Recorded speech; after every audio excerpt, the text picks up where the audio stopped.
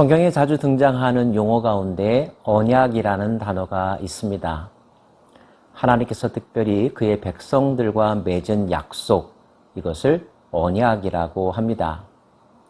맺어진 약속이기 때문에 언약의 당사자들은 그 약속의 내용을 잘 이행할 책임을 갖게 되겠죠? 그리고 그 책임을 다하지 못한다면 그에 따르는 페널티, 즉 책임을 묻게 될 것입니다.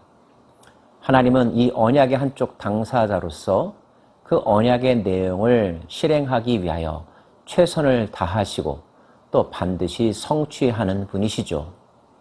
하지만 그 다른 편 당사자인 인간들은 언약을 체결하긴 했지만 그 언약을 성실하게 수행하지는 못했다는 것을 이스라엘 역사를 통하여서 알게 됩니다. 11장에서 하나님은 그 언약의 말씀, 언약의 내용을 잘 지키지 못한 유다 백성들을 책망하며 어떻게 그들이 약속을 지키지 못했는지, 그로 인하여 어떤 책임을 묻게 될 것인지에 대하여 말씀하십니다. 특별히 11장에서 하나님께서 말씀하시는 언약은 이스라엘 백성들이 출애굽하여 시내산에서 모세를 통하여 얻은 언약을 일컫습니다.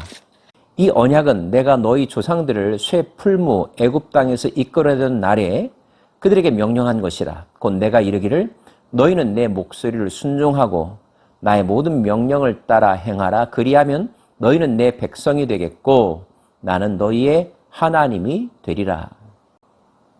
너희는 나의 백성이 되겠고 나는 너의 하나님이 될 것이다. 어떻게 하면요? 하나님의 말씀을 잘 순종하면 그렇게 될 것이라 하십니다. 그리고 이와 같은 하나님의 제안에 대하여 이스라엘 백성들은 예, 그렇게 하겠습니다 라고 사인업을 했습니다. 그것이 바로 시내산 계약이지요. 그때 하나님은 젖과 꿀이 흐르는 땅을 그 백성들에게 주겠다고 말씀하셨다고 하면서 그 약속이 지켜졌다는 것을 너희들이 현재 경험하고 있다 하십니다. 그들은 지금 약속의 땅, 젖과 꿀이 흐르는 땅에서 살고 있었으니까 하나님은 분명 그 약속을 지키신 분이 확실하죠. 그래서 이런 하나님의 말씀에 예레미야는 아멘, 그렇습니다 라고 답할 수밖에 없었습니다. 여호와께서 내게 이르시되 너는 이 모든 말로 유다 성읍들과 예루살렘 거리에서 선포하여 이르기를 너희는 이 언약의 말을 듣고 지키라. 나는 약속을 지켰지만 너희는 약속을 지키지 아니하였다. 하나님의 말씀에 순종하지도 않았고 하나님이 무엇을 말씀하시는지 알아보려고도 하지 않았다는 것. 그들은 반역했고 그들의 조상들이 맺은 언약과는 달리 다른 신들을 찾아 헤매었고 결국 언약 관계가 깨어지는 상황까지 이르게 되었다고 말씀하십니다. 그래서 하나님 단단히 화가 나셨죠. 이제는 너희가 나를 불러도 내가 돌아보지 않을 것이다. 뿐만 아니라 나 대신 너희들이 찾았던 그 다른 신들도 너희들에게 결코 도움이 되지 못할 것이다. 그럴 만한 능력도 없고 그럴 마음도 없다는 것을 분명하게 가르쳐 주십니다. 당시 유다는 어느 정도로 다른 신들을 찾았을까요? 그들의 도시만큼이나 그들이 섬기는 신이 많았다고 이야기하십니다. 일본이나 인도에 가면 수백, 수천, 아니 수만 가지의 신들이 있다는 것을 알게 되죠. 유다 백성들도 자기들의 편의에 따라서 자기들의 이익에 따라서 신을 만들고 그 형상 앞에 절하고 복을 구하는 삶을 살았는데 이것은 절대 언약의 당사자인 하나님 앞에서는 해서는 안 될 일이었음을 그들은 왜 까마득하게 잊었던 것일까요? 나의 사랑하는 자가 많은 악한 음모를 꾸미더니 나의 집에서 무엇을 하려느냐. 한때 하나님께서 사랑했던 하나님으로부터 많은 사랑을 받았던 그들이 나의 집, 즉 하나님의 집에서 하는 일이란 전혀 하나님을 기쁘시게 하는 것과는 거리가 멀었다는 것입니다. 거룩한 제물 고기로 내 재난을 피할 수 있겠느냐?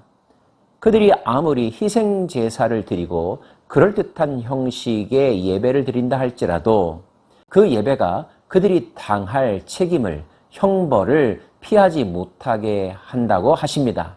그 제사 가운데 진실성이 없었고 회개가 수반되지 않았고 하나님을 경외하는 마음, 사랑하는 마음도 없는 껍데기뿐인 제사였기 때문입니다. 그래서 하나님은 아름다운 나무, 푸른 감람나무라 불렀던 유다, 그 유다에게 불을 내려 그들을 태우고 그 가지를 꺾을 수밖에 없다고 말씀하시는데 이미 여러 차례 표현된 하나님의 분노요, 하나님의 아픔인 것 여러분 알고 계시죠? 그리고 그렇게 하나님의 마음을 아프게 했던 유다인들의 악한 행위는 하나님의 종으로 부름받았던 예레미야가 그의 삶 속에서 실제 겪는 일이기도 할 것임을 알려주십니다. 예레미야의 고향은 아나돗이었는데요. 아나돗 사람들의 입장에서 자기 고향 출신의 대선지자, 예언자가 나타났다는 것, 자랑할 만한 일이고 그들이 응원할 만한 일이었겠죠. 그러나 현실은 그렇지 않았습니다. 아나돗 사람들은 오히려 앞장서서 예레미야가 전하는 메시지, 예레미야의 사역을 핍박했는데요. 왜 그랬을까요? 예레미야가 전하는 메시지가 그들의 마음, 그들의 정곡을 너무 세게 찔렀기 때문일까요? 아니면 예레미야가 하는 일이 그 시대 사람들의 가치 또는 그들의 소원과는 정반대였었기 때문일까요? 그들은 자기 고향 출신의 예언자 예레미야를 지지한 것이 아니라 예레미야를 핍박하고 그를 죽이려고까지 한다는 것을 알려주시는데요. 나는 끌려서 도살당하러 가는 순한 어린 양과 같으므로 예레미야가 처할 위기 상황을 알려주고 계신 거죠. 그들이 나를 해하려고 꾀하기를 우리가 그 나무와 열매를 함께 박멸하자 그를 살아있는 자의 땅에서 끊어서 그의 이름이 다시 기억되지 못하게 하자. 예레미야의 모든 활동, 예레미야의 삶의 근거를 다 제거하자 이렇게 음모를 꾸몄다는 것입니다. 예레미야가 한 번도 생각해보지 못했던 기가 막힌 일이었죠. 그래서 이 모든 상황을 알게 된 예레미야는 하나님께 이렇게 호소할 수밖에 없었습니다. 공의로 판단하시며 사람의 마음을 감찰하시는 만군의 여호와여, 나의 원통함을 주께 아뢰었사오니 그들에게 대한 주의 보복을 내가 보리이다 하였더니 하나님, 나 대신 갚아 주십시오. 나 대신 복수하여 주십시오. 내가 그것을 보기를 원합니다. 라고 하나님 앞에 간청했다는 말입니다. 여호와께서 아나돗 사람들에 대하여 이와 같이 말씀하시되 그들이 내 생명을 빼앗으려고 찾아 이르기를 너는 여호와의 이름으로 예언하지 말라 두렵건대 우리 손에 죽을까 하노라 하도다. 입 닥치세요. 여호와의 이름 들먹이지도 마세요. 우리에게 그런 이야기 하지 마세요. 그들이 먼저 앞장서서 고향 출신 예언자 예레미야를 박해했다는 것입니다.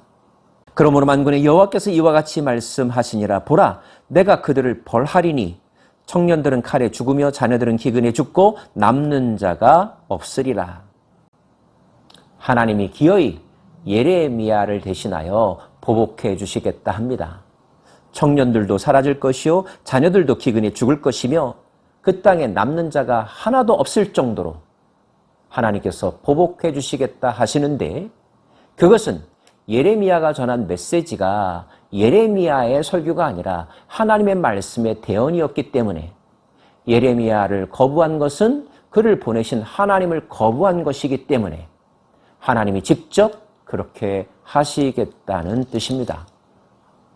언약을 위반하는 자, 그 위반에 대한 책임을 져야 하는 것이 공의인 것처럼 하나님의 말씀을 거부하고 하나님의 사람을 핍박하는 일, 다른 말로 하나님을 거역하는 일, 하나님으로부터 임할 심판을 피할 수 없을 것입니다.